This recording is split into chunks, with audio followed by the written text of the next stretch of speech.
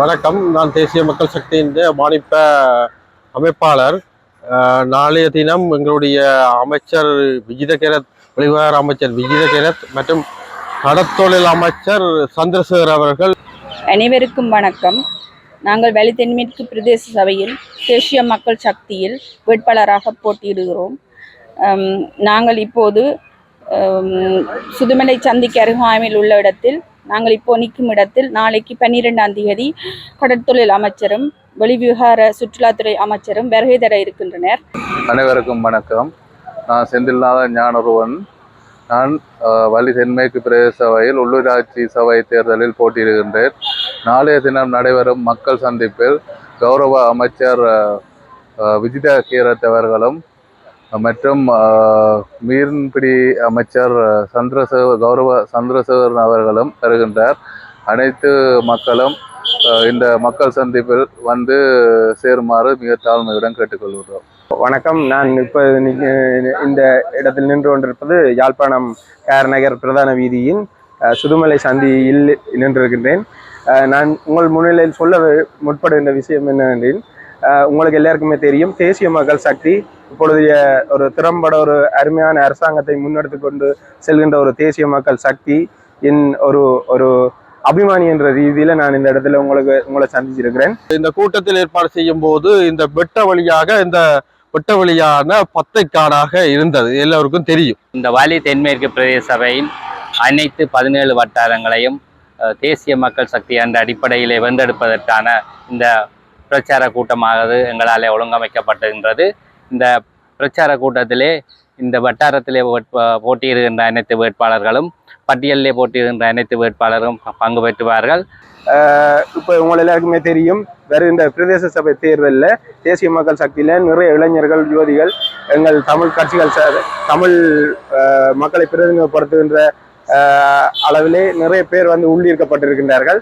அது மட்டுமல்ல, நாளை விஜித கேரத் அவர்கள், எங்களுடைய அமைச்சர் அவர்கள் இங்கே நாளைக்கு வருகை தர இருக்கின்றார். 30 ஆண்டு காலமாக இடைமறிக்கப்பட்டிருந்த பலாலி பாதை அண்மையில் விடுவிக்கப்பட்டிருந்தது உங்களுக்கு எல்லாருக்குமே தெரிந்திருக்கும்.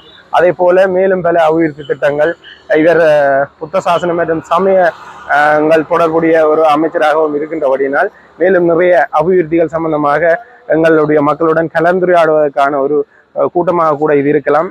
எனவே சகலரும் இந்நிகழ்வில் எங்களுடைய NVP தோழர்களோடு கைகோர்க்குமாறு மிகவும் தாழ்மையுடன் கேட்டுக்கொள்கின்றேன். நான் நின்று கொண்டிருக்கக்கூடிய இந்த இடம் யாழ்ப்பாணத்திலிருந்து கேரநகர் செல்லக்கூடிய பிரதான வீதி, அதாவது யாழ்ப்பாணம் கேரநகர் வீதி. அந்த வீதியிலே இந்த இடம் வந்து சுதுமலை சந்தி. இந்த நேர் பாதையூடாக செல்லுகின்ற போது தாவடிக்கு செல்ல முடியும். இந்த பாதை மானிப்பாய் மருதறி விநாயகர் ஆலயத்தை தாண்டி கேரநகருக்கு செல்லக்கூடிய ஒரு நெடுஞ்சாலையாக இருக்கின்றது. இது தாவடிக்கு செல்லக்கூடிய வீதி. இதுதான் சுதுமலை சந்தி.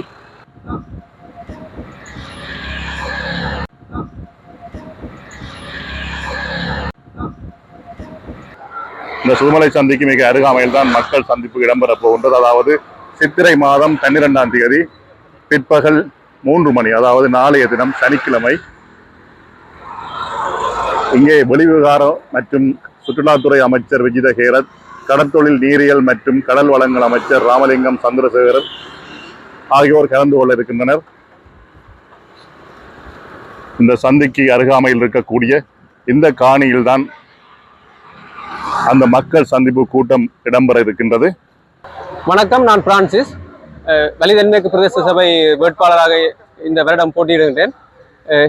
என்ன விடயம் என்றால், நாளைய தினத்தில் எமது தேசிய மக்கள் சக்தியின் வெளிவிவகார அமைச்சர் மற்றும் கடற்தொழில் அமைச்சர் நாளைய தினம் 3 மணி அளவில் சுதுமலை சந்திக்கு வருகை தருகின்றார்கள். மக்கள் சந்திப்பு நிகழ்வு ஒன்று இங்கே பெரிய அளவிலே ஒரு கூட்டம் ஏற்பாடு செய்யப்பட்டுள்ளது. ஆகவே எமது மக்கள் இந்த இடத்திலே வெகு விமர்சையாக கலந்து கொள்ளுமாறு உங்களை அன்போடு அழைக்கின்றோம். இந்த வலி தென்மேற்கு பிரதேச சபையின் அனைத்து 17 வட்டாரங்களையும் தேசிய மக்கள் சக்தி என்ற அடிப்படையிலே வென்றெடுப்பதற்கான இந்த பிரச்சார கூட்டமானது எங்களால் ஒழுங்கமைக்கப்பட்டிருக்கின்றது. இந்த பிரச்சார கூட்டத்திலே இந்த வட்டாரத்திலே போட்டியிடுகின்ற அனைத்து வேட்பாளர்களும் பட்டியலிலே போட்டியிடுகின்ற அனைத்து வேட்பாளரும் பங்கு பெற்றுவார்கள். அவர்களுக்கான அறிமுகமும் இடம்பெறும்.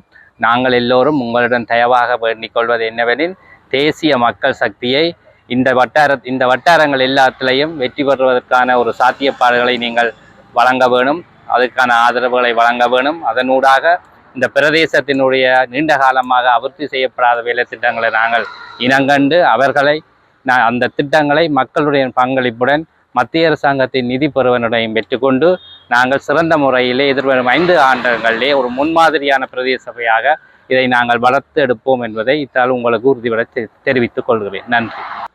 இந்த வளவு அப்படி ஒரு சுத்தப்படுத்த வேண்டிய நேரத்தில் இருந்த ஒரு கட்டாயத்தில் இருந்தது.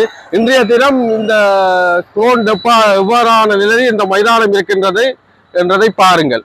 அவ்வாறான முறையிலே நாடு எவ்வாறு சுத்திகரிக்கப்பட்டிருக்கின்றதோ இல்லது பட்டுக்கொண்டு இருக்கின்றதோ அதே மாதிரி இந்த ஊரையும் சுத்திகரிக்கின்ற நேரம் நிர்பந்தம் வந்துவிட்டது. 6ஆம் தேதி நீங்கள் அளிக்கின்ற வாக்குகளை திசை காட்டிக்கு அளிப்பீர்கள் என்றது எங்களுக்கு ஒரு நம்பிக்கை இருக்கின்றது. எனினும் நாளைய தினம் 3 மணி அளவில் எங்களுடைய விஜயகேரத் அமைச்சர் மற்றும் தோழர் சந்திரசேகர் அவர்கள் வருகை தர இருக்கிறார்கள். அவர்களுக்கு உங்களுடைய ஆதரவுகளை திரட்ட வண்ணம் இந்த மானிப்ப மக்கள் பெருந்திரளவான மக்கள் ஒன்று கூறுவார்கள் என்றது இந்த தேசிய மக்கள் சக்தியினுடைய நம்பிக்கை. எனினும் கடந்த காலத்தில் இவ்வாறான குப்பைகள் நடைபெற்று கொண்டு இருக்கின்றது.